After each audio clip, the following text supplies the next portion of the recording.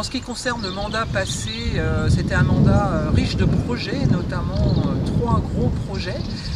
On a eu celui déjà du déplacement du local interassociation qu'on a déplacé pour pouvoir disposer du terrain qui était une ancienne étable des religieuses et dans lequel on a fait réalisé un pôle santé.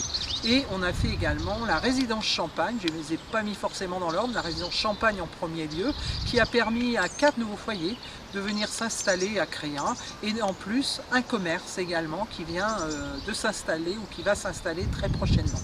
Voilà pour les gros projets. On en a fait d'autres, mais c'est ceux qui sont les plus importants de ce mandat.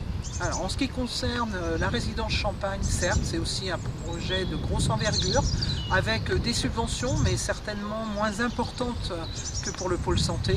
Mais la nécessité de logement dans notre commune est tellement importante qu'on est quand même obligé d'y répondre et d'utiliser aussi la centralité pour construire et pour faire les choses.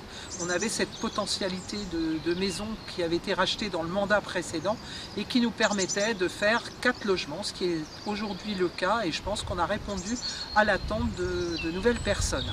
Je vais aussi parler du pôle santé d'un point de vue financier. On a là par contre été assez bien subventionné en ce qui concerne le pôle santé. C'est quelque chose, c'est un sujet qui sensibilise toutes les collectivités, tous les financeurs.